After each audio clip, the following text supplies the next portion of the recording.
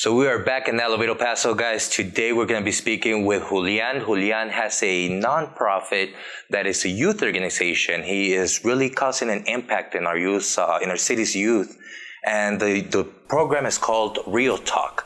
Julian, how are you, brother? Good. How you doing? Thank you for having me. Thank you for being here. It is a pleasure to speak with you. I'm very intrigued by your organization. It seems to be having good momentum, and you're causing quite an impact. Tell us a little bit about it, how you got inspired, and what the purpose of the organization is. So the program consists of felons and people that have been incarcerated, sharing their stories with the kids and the parents. So we have a 3-class program where the kids come in, get a real talk, and the parents do as well. We feed the families dinner at every meeting, and we have table talks with the children after dinner, and we talk about what they've heard and what they felt and if they can relate to any of our stories. And then we just share with them our experiences and get the kids to open up. Our 3rd class is our big class, which is our graduation class. And that's where we get the parents and the kids together in the same room. And we get them to confront the issues that they've been talking about throughout the meetings. And we try to bring some resolve to their families, some healing, and some kind of reparation. Once the kids graduate and the parents sign up to volunteer 20 hours a year, the children volunteer 2 hours a month, and they have a 2.0 grade point average. Then we start funding them for $150 a month for any after-school activity until the age of 18. Beautiful. So if the child is 8 years old, for 10 years we'll fund them, so long as they're volunteering and keeping their grades up. We also have a leadership program that we're instituting since Southwest University, one of our biggest sponsors, has given us $30,000 worth of scholarships. Wow. So we'll have a leadership program where they'll go out and donate 10 hours a month to other 501c in the community. Nice. The Opportunity Center, the homeless shelter, the soup kitchen, wherever it may be.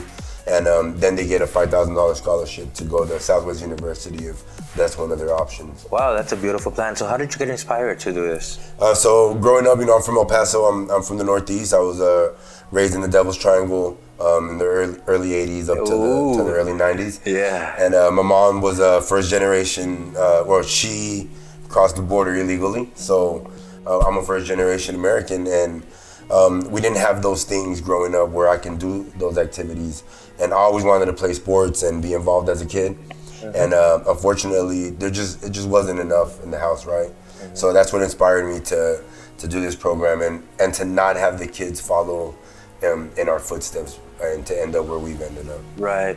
So tell me about the people that you've met. It's got to be inspiring dealing with these kids. Yes, so we've gone and talked to some elementary schools. I went back home to the Devil's Triangle, and we spoke at an elementary school, and some of the little 9-year-old kids were crying when we were sharing our story with them. Yeah. And when we spoke to the young lady afterwards, she said her mom was a prostitute and that she can relate to the things that we were sharing because that's what's going on in her home. And those kinds of things, it touches my heart. One, that she wanted to listen, and 2, that she received what we were saying, and that it opened that up for her to share that with somebody, and that somebody like us shared that with her, and it allowed her to open up because they see some big, tough, tatted up guy in front telling them I love them, telling them that I've been through the things they might be going through, and it causes a change in them, and it's inspiring. We also talked at Cesar Chavez Academy, a school for bad kids, or not bad kids, but troubled kids. And they the next day, I had 3 young men call me and say thank you. Yeah, that I told them that's worth more than $1 trillion check to me. Right. Is just hearing you say thank you and that my story affected you in some way. Yeah, there is no doubt that when you're able to go back and give back to the community, especially the community that you're coming out of, yes, there's something extremely rewarding, but not rewarding in a very vain way, but almost fulfilling. Yes. It seems as if doing these things are the way that we're able to get to our life's purpose. Yes. So is this something that you've got into? Is this your life's purpose? Yes. So I've been through a lot. My dad tried killing me at the age of 12 for life insurance. I lost my eyesight. I've got it back, and it's going away again. I was in prison for 13 years and solitary confinement for 7 years, and I flatlined in prison for 5 minutes, and I was in a coma for 9 months. So I believe that everything I've been through is a book for people to read. And so I walk around as an open book, and there's no shame in me when I tell these kids I've been molested. I was abandoned at the age of 9. I've been on my own since the age of 10. Like, my dad tried murdering me.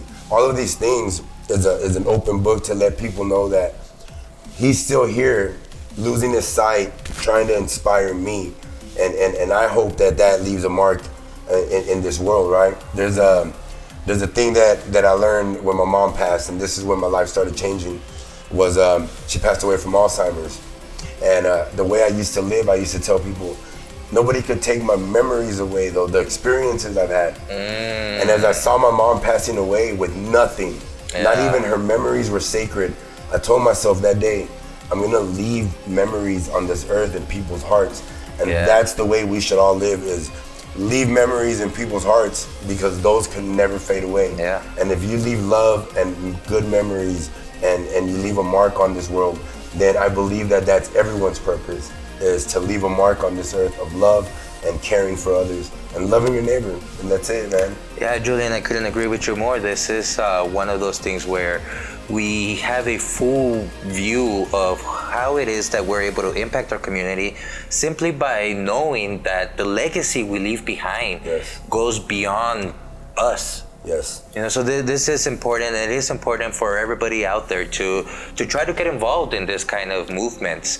And with that being said, if somebody wants to reach out and be a part of this, or they perhaps want to help with funding, how do they do so? So they can go. You can go to realtalkep.org. We have a donate now button on there.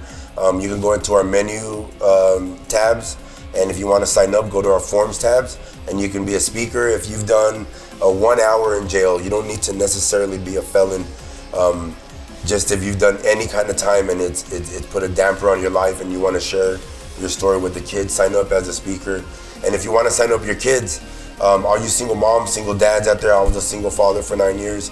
I know that month to month you got to make a decision.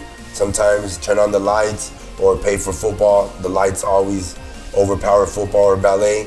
Come bring them to Real Talk. It's never bad for a good kid even to hear a Real Talk, because they'll be faced with that decision in middle school and high school. Let's go smoke a joint. Let's go drink a beer. And they're going to remember, man, that big fat guy that was telling me where that took him to. It took him to prison. I'm not going to do that. You know what? I'm cool. So that's what we're trying to do. So if you have kids, you need help with funding, if you just need your kid to get a Real Talk, realtalkep.org, go to forms, and you'll see all of our applications in there.